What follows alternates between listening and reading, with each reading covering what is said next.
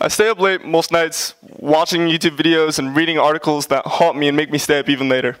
It's kind of a vicious cycle. My mom tells me it's unproductive until I explain to her what I'm watching. Well, Mom, did you know that scientists and industry researchers predict by 2136, artificial intelligence will replace nearly all human jobs, and as soon as 2058, robots will be able to perform brain surgery better than humans? Mom doesn't know, rather than wasting my time, I'm delving into my curiosity, into subjects outside of the school curriculum, and into subjects that pique my interest. It just so happens that these particular subjects haunt me and keep me up at night. I've always wanted to share with others these ideas and theories that have changed the way I think about literally everything. So now that I have you all trapped in this room, I'm able to do just that. First, the philosophical idea that, as I said, keeps me up at night. Simulated realities. We've all seen simulations run before, such as our favorite video games, whether it's Pac-Man or Fortnite. What if I told you there's almost no way to prove that we aren't living in a simulation just like our favorite video game characters? I'm not going to try to convince you that we are living in a simulation. However, I'm going to explain why all the evidence you have against it is invalid. Today, we have the power to create simulated worlds, such as Sims. Yet we have yet to create the power to make these characters have free will, the ability to think and act at their own discretion, much like you and I. But with our advancements in technology, this idea is not so far-fetched for the future. Maybe even one day we can create a simulated universe, just an entire universe run through a simulation. And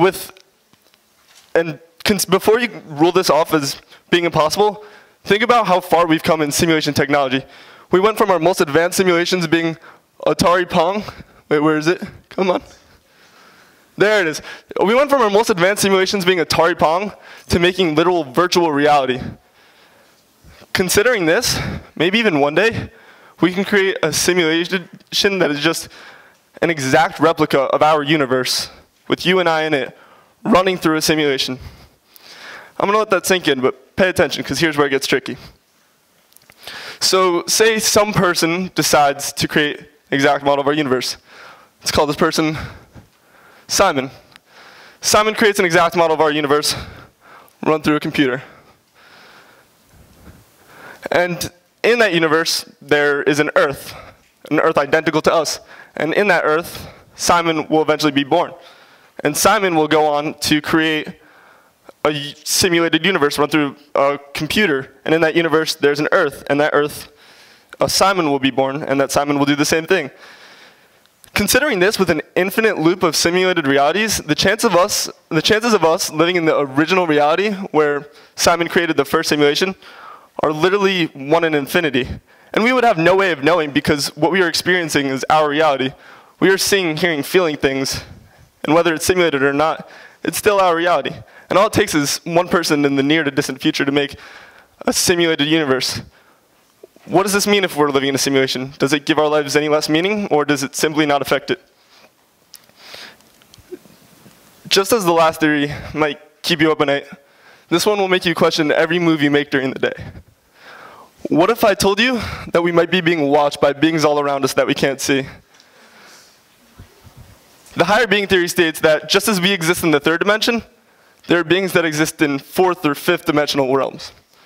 If we were embedded in the 2nd dimension, much like an ant, we'd only be able to see things forwards, backwards, left, and right, nothing up or down. So we as humans could stand above an ant and watch that ant without that ant even knowing that we're there. But just because this ant can't understand the concepts of up and down doesn't mean up and down doesn't exist. And this is easy to prove by looking up and down. Try it. Did you see anything? Good, we proved the 3rd dimension exists. Easy, right? However, for an ant, this is literally impossible to do, because it has no concept of up and down. But just all right, so if a being was 4-dimensional, it could see in a totally another direction, in addition to forwards, backwards, left, right, up, and down. Wait, how can there be another direction besides forwards, backwards, left, right, up, or down? Well, just a second ago, that ant asked, how can there be another direction besides forwards, backwards, left, and right, not knowing of the existence of up and down? And that ant almost seemed stupid to us for not knowing of the existence of up and down. So to a 4-dimensional being, we might seem stupid for not knowing of the existence of the directions they're capable of going into. A higher being, or an alien, aliens exist by the way, get over it, could have been watching you for your whole entire life without you even knowing, because they're in a space or time that's only accessible in the fourth dimension. So next time you decide to go to the bathroom and not wash your hands, remember, higher beings are watching and judging you.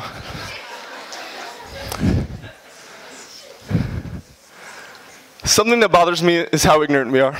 We believe we are smart because, considering what we compare ourselves to, humans are the smartest species. Yet we have no other frame of reference. There's so many unanswered simple questions that we just are unable to answer because we're simply not smart enough. A humbling concept explained by Neil deGrasse Tyson haunts me. Where is he? Come on. Where's Neil? There's Neil. Neil explains that humans and chimpanzees are only 1% different in DNA. That 1% difference is the difference between our intelligence, whereas the smartest chimps might be able to do things like open a jar or maybe even communicate in early forms of sign language if they're taught by a human. Basically things our toddlers are capable of learning. Well, now imagine a species 1% more advanced than us, just as we are to chimps. That 1%, that difference is indescribable. We approach the species and we show them our smartest human, say the late, the great Stephen Hawking. We roll him up and say, this is our smartest human. He is so smart he can compute advanced astrophysics equations in his head. They simply respond with, oh, our alien child was doing that last week in preschool. What was that, Timmy? You solved an astrophysics equation in your head. Oh, how cute, let's hang it on the refrigerator. If you are like me and get mad at humans for not being able to answer so many questions, cut ourselves as a species a little slack. We are not as smart as we give ourselves credit for. Trying to tell a chimp something as simple as dinner's at 6, put dishes on the table, would be completely inconceivable to them. So imagine trying to communicate with a species 1% more advanced than us, where our most complex thoughts are their simplest thoughts.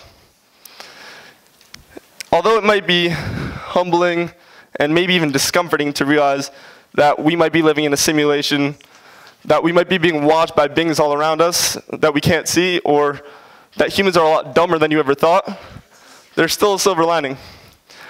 I just shared with you many concepts and ideas that I've invested a lot of time and research into, and it's completely your choice whether to believe any of it or not.